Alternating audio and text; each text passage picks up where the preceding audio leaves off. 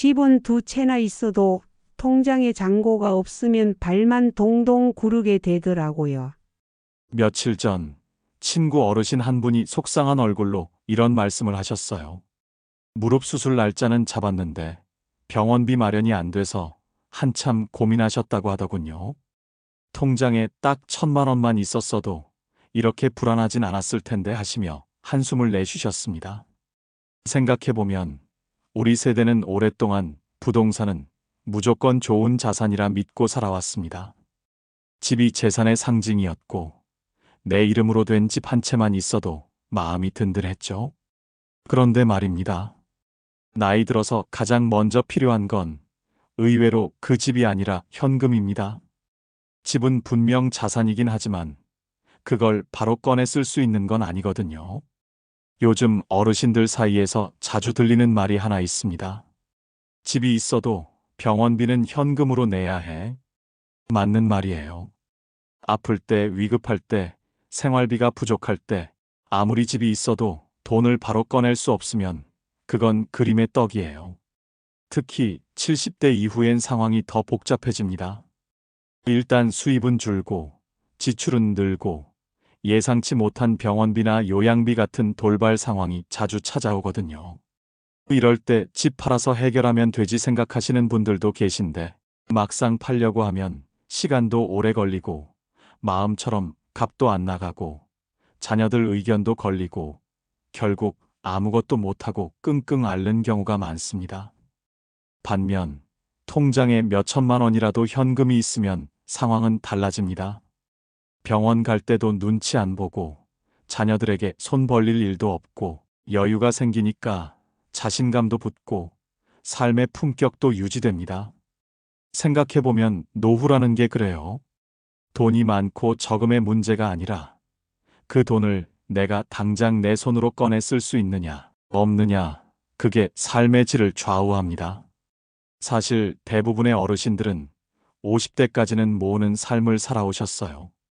자녀 뒷바라지 하느라 허리 휘고, 집 한 채 장만하느라 고생하고, 뭐 하나라도 남기기 위해 참고 또 참고. 그런데 70대에 들어서면 삶이 달라집니다. 이제는 모으는 시기가 아니라 쓰는 시기, 그것도 잘 쓰는 법을 배워야 하는 시기로 바뀌는 거예요. 그럼 어떤 질문이 생기냐고요? 바로 이런 겁니다. 집 두 채 있는데 왜 이렇게 불안하지? 부동산 말고 현금으로 얼마쯤 있으면 마음이 편할까? 지금이라도 구조를 바꾸는 게 맞을까? 이건 단순히 돈 문제만이 아닙니다. 남은 인생을 얼마나 자유롭고 품위 있게 내 뜻대로 살아갈 수 있을지를 결정하는 문제입니다. 그리고 이 질문에 대한 해답은 통장 속 숫자보다 그 돈의 형태와 흐름에서 나옵니다. 예를 들어 아파트 두 채가 있어도 현금이 없으면 병원비 때문에 발을 동동 구르게 되고, 반대로 월세 살지만 현금 1억과 연금이 있다면 훨씬 안정된 삶을 누릴 수 있어요. 이 차이가 바로 오늘 우리가 함께 살펴볼 핵심입니다. 여러분, 지금의 내 자산 구조 한 번쯤 점검해 보신 적 있으신가요? 혹시라도 집은 있으니까 괜찮겠지 하며 마음을 놓고 계셨다면 이번 영상이 분명 도움이 될 겁니다. 지금이 바로 점검할 때입니다. 내가 가진 자산 중 당장 쓸 수 있는 돈은 얼마나 될까? 그 돈으로 1년, 2년 정도는 버틸 수 있을까? 이런 질문이 막막하게 느껴지신다면 걱정 마세요. 지금부터 다양한 어르신들의 실제 이야기를 통해 70대 이후엔 왜 부동산보다 현금이 중요한지, 통장에 얼마쯤 있으면 마음이 편해지는지 함께 현실적인 해답을 찾아보려고 해요. 혹시 지금까지 이런 정보가 필요하셨던 분이라면, 또는 부모님의 자산 구조를 고민 중인 자녀분들이라면 이 영상이 든든한 길잡이가 되어드릴 수 있을 거예요. 그리고요, 지금 이 순간 이 이야기가 나에게 꼭 필요한 이야기라고 느껴지셨다면 구독과 좋아요 한번 눌러주시겠어요? 그 한 번의 손길이 저희에겐 큰 응원이 됩니다. 그럼 이제 본격적으로 이야기 들어가 볼까요? 노후, 돈보다 중요한 건 바로 현금의 힘입니다. 그리고 그 현금을 내 뜻대로 쓸 수 있는 구조가 진짜 노후의 안심입니다. 노후에 정말 중요한 건 뭐라고 생각하세요? 돈이 많은 것? 부동산이 많은 것? 자녀가 잘 된 것? 다 중요하죠. 그런데요, 진짜 결정적인 건 바로 유동성, 그러니까 필요할 때 바로 꺼내 쓸 수 있는 돈입니다. 부동산은 분명 든든한 자산입니다. 하지만 급하게 병원비가 필요하거나 간병인을 불러야 하거나 자녀에게 급히 도움을 줘야 할 때 그 집을 당장 팔아서 돈을 만들 수 있을까요? 현실은 그렇지 않아요. 팔려고 내놨는데 몇 달이 지나도 연락 한 통 없는 경우 정말 많습니다. 가격은 마음대로 내려갈 수 없고 세입자가 있는 경우 계약 문제까지 걸려서 더 복잡해지죠. 이렇게 되면 자산은 많은데 정작 당장 쓸 돈이 없어 손이 떨리는 일이 생깁니다. 제가 아는 어르신 한 분도 이런 상황을 겪으셨어요. 부산에 사시는 72세 최 여사님인데요. 아파트 한 채와 상가 하나가 있으셨어요. 상가에서 월세로 매달 200만 원 가까이 들어왔고 집값도 꽤 올라서 겉보기엔 부자셨어요. 그런데 어느 날 상가 세입자가 나가고 새로 들어올 사람을 못 구했대요. 공실이 길어지니 수입이 뚝 끊기고 생활비가 부족해졌죠. 그래서 리모델링을 해보려고 했는데 그 돈도 없고 나이 많다고 은행에서 대출도 안 나왔대요. 결국 아파트를 담보로 대출을 받으셨지만 이자 부담이 너무 커서 한 달 생활이 빠듯해졌다고 하시더라고요. 집이 두 채인데 왜 이렇게 불안하냐고 한숨 쉬시는 모습이 참 안타까웠어요. 반대로 대구에 사시는 71세 이영호 어르신은 다른 선택을 하셨습니다. 30평짜리 아파트를 팔고 20평 전세로 옮기셨죠. 그때 생긴 2억 원의 차익을 아주 현명하게 나누셨어요. 1억 원은 CMA 통장에 넣어서 언제든 인출 가능하게 해두셨고 5천만 원은 6개월짜리 단기 예금으로, 그리고 나머지 5천만 원은 월 지급식 연금 펀드에 넣으셨습니다. 결과요? 매달 국민연금 100만 원에 펀드 수익 50만 원, 예금 이자로 20만 원이 들어오니까 총 170만 원 정도의 안정적인 생활비가 생긴 거죠.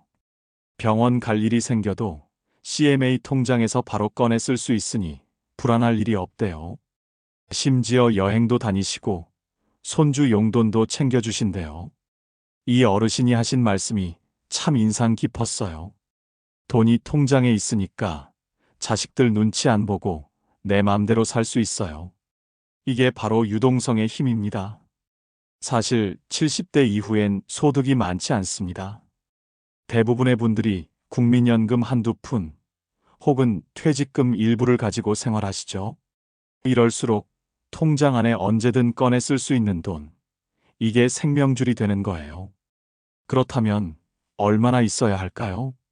보통 전문가들은 생활비 23년치는 준비해야 한다고 말해요. 예를 들어 한 달에 200만 원 정도 쓰신다면 최소 5천만 원에서 많게는 7천만 원 정도는 유동성 자산으로 확보해 두는 게 좋습니다. 여기에 병원비나 간병비 같은 비상금까지 포함하면 8천만 원에서 1억 원 정도가 심리적인 안정을 주는 기준이 됩니다. 여기서 유동성 자산이라고 해서 꼭 보통 예금에만 넣어두라는 건 아니에요. 그보다는 CMA 통장이나 단기 예금 또는 즉시 해지가 가능한 연금형 상품처럼 필요할 때 바로 현금화할 수 있는 구조를 만들어두는 게 핵심입니다. 요즘은 스마트폰으로도 바로 이체되고 해지, 수수료 없이 중간에 찾을 수 있는 금융 상품도 많아졌으니 금융기관에 문의해 보시면 좋습니다. 그리고 중요한 건 이 돈을 나만의 이름으로, 나만의 계좌에 두는 거예요. 간혹 자녀 명의로 돌려두시는 분들 계시는데요. 나중에 필요할 때 꺼내 쓰기 어려운 경우도 있고 법적인 문제가 생기기도 해요. 내가 번 돈, 내가 모은 돈은 내가 쓸 수 있게 잘 챙겨두는 것, 그게 진짜 지혜로운 노후입니다. 유동성이란 단어, 처음 들으면 좀 낯설죠? 하지만 간단히 말해 내가 원할 때 내 돈을 내 손으로 꺼내 쓸 수 있는 구조, 이게 바로 유동성입니다. 그리고 이 구조가 잘 마련돼 있어야만 갑작스런 상황에도 흔들리지 않고 내 삶을 내가 지킬 수 있는 힘이 됩니다. 70대 이후의 삶, 이제는 수익률을 따지는 시기가 아닙니다. 몇 퍼센트 더 이자를 받는 것보다 당장 필요할 때 쓸 수 있는 돈을 확보하는 것, 그게 훨씬 중요해요. 그래서 유동성은 노후의 안전벨트고 생명줄인 겁니다. 자, 그렇다면 지금 내 통장을 한번 들여다볼까요? 과연 언제든 꺼내 쓸 수 있는 돈이 얼마나 있나? 그걸 점검하는 것부터가 진짜 노후 준비의 시작입니다. 유동성 자산이 노후의 생명줄이라면 그 다음 중요한 건 균형입니다. 무슨 말이냐면 모든 돈을 현금으로만 갖고 있어도 불안하고 반대로 다 부동산에 묶여 있어도 문제라는 거죠. 어느 정도는 유동성 있게, 또 어느 정도는 안정적이고 꾸준한 수익이 들어오는 구조, 이 균형이 잘 맞아야 노후가 평온해질 수 있습니다. 요즘 전문가들이 자주 하는 말이 있어요. 70대 이후 자산은 크기보다 형태가 중요하다. 즉, 5억이 있든 10억이 있든 그걸 어떻게 나눠두느냐에 따라 삶의 안정감이 달라진다는 겁니다. 예를 들어 볼게요. 서울에 사는 74세 박미영 여사님은 결혼한 두 자녀를 모두 독립시킨 뒤 40평 아파트를 팔고 25평 아파트로 이사하셨어요. 공간은 좀 줄었지만 관리도 편하고 전기세, 수도세 같은 고정비도 줄어서 만족하신다고 해요. 그리고 그 차익으로 남은 3억 원을 아주 똑똑하게 나누셨습니다. 먼저 1억은 CMA와 단기 예금으로 유동성 확보, 갑자기 병원 갈 일이나 손주 돌봄 같은 상황에도 바로 꺼내 쓸 수 있게 해두셨죠. 그리고 1억은 연금형 펀드에 넣어서 매달 80만 원씩 수령되도록 설정하셨고요. 나머지 1억은 실손보험, 치매보험, 요양대비보험 등에 분산 투자하셨어요. 국민연금에서 매달 90만 원, 연금 펀드에서 80만 원, CMA와 예금 이자로 20만 원 정도까지 합치면 한 달에 약 190만 원 정도의 현금 흐름이 생깁니다. 생활비뿐 아니라 병원비, 여유 생활비까지 충분히 감당 가능한 구조죠. 박 여사님이 하신 말씀이 인상 깊었어요. 이젠 돈 때문에 자식들한테 연락 안 해도 돼서 제일 마음이 편해요. 이게 바로 균형 잡힌 자산 구조의 힘이에요. 반면에요. 인천에 사는 76세 김철수 어르신은 좀 다른 케이스입니다. 부동산에 자산이 몰려 있었던 분이었죠. 아파트 2채와 상가 하나, 자산만 보면 10억이 넘었어요. 젊을 땐 정말 자랑거리였고 지인들 모임에서도 늘 중심에 계셨죠. 그런데 몇 해 전부터 상황이 달라졌습니다. 상가에 들어오던 세입자가 나가고 새 세입자를 못 구하면서 월세 수입이 끊긴 겁니다. 그런데도 관리비, 재산세, 각종 비용은 그대로 나가죠. 게다가 아파트 하나는 세가 들어 있어서 팔기도 애매하고 본인 거주용 아파트는 팔 수가 없잖아요. 결국 상가 하나를 매각하려고 내놓았지만 경기가 좋지 않아서 1년이 넘도록 거래가 안 됐습니다. 김 어르신이 하신 말씀이 이래요. 남 보기엔 부자인데 정작 통장엔 돈이 없어. 생활비도 빠듯하고 병원비도 걱정돼. 이런 상황이 정말 많습니다. 이 두 사례의 차이가 뭘까요? 바로 유동성과 안정성의 조화, 이걸 잘 맞췄느냐 아니냐의 차이입니다. 자산의 일부는 언제든 꺼낼 수 있는 현금으로, 또 일부는 매달 안정적으로 수입이 들어오는 구조로 만들면 노후는 훨씬 안정적이고 평온해질 수 있어요. 이제 이렇게 생각해 보세요. 내 자산이 총 5억이라고 가정하면 그중 2억에서 3억은 유동성이 있는 현금성 자산으로, 나머지 2억은 부동산이나 연금 같은 장기 자산으로 배분하는 식입니다. 이런 식으로 전체 자산의 40에서 60%는 언제든 쓸 수 있는 구조, 나머지는 안정성 기반 구조로 잡는 거죠. 여기서 중요한 포인트가 하나 더 있어요. 바로 매달 들어오는 고정 수입이 있느냐 없느냐입니다. 고정 수입이 있으면 마음이 한결 편해져요. 국민연금은 기본이고요.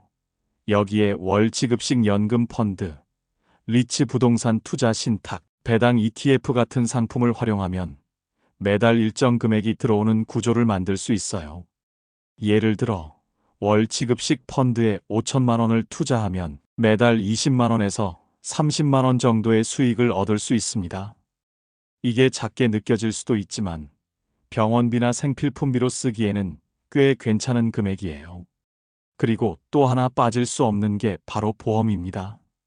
특히 실손보험, 치매보험, 장기요양보험 같은 보장성 보험은 꼭 챙겨두셔야 해요. 이건 수익이 아니라 지출을 줄여주는 안전망이기 때문입니다. 실손보험 하나만 있어도 입원비, 수술비가 수백만 원씩 보장되니까 병원비 걱정이 확 줄어듭니다. 물론 보험도 너무 많으면 오히려 부담되니까 현재 내 건강 상태, 가족력, 병원 이용 빈도에 맞게 상담을 받아서 꼭 필요한 것만 선택하는 게 좋겠죠. 마지막으로 균형 잡기에서 절대 빼놓을 수 없는 게 있습니다. 바로 자산의 주체성, 즉 내 돈을 내가 결정할 수 있어야 한다는 겁니다.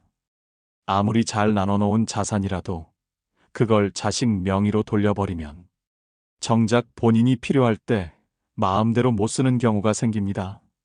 간혹 이제 다 애들 줄 거니까 맡겨야지 하시는 분들 계신데요. 그건 정말 마지막 순간까지 신중해야 하는 선택입니다. 자산은 크든 작든 내가 관리하고 내가 결정할 수 있는 상태로 유지하는 것. 이게 바로 노후의 안전장치입니다. 정리해보면 이렇습니다. 70대 이후 자산 관리에서 가장 중요한 건 수익률보다도 유동성과 안정성의 균형, 그리고 그 자산을 내가 주체적으로 운용할 수 있는지 여부입니다. 이 균형이 맞춰져야 진짜 안심하고 건강하게 품위 있게 살아갈 수 있는 겁니다. 여기까지 쭉 따라오셨다면 이제 마음속에 이런 생각이 하나쯤 자리 잡았을 거예요.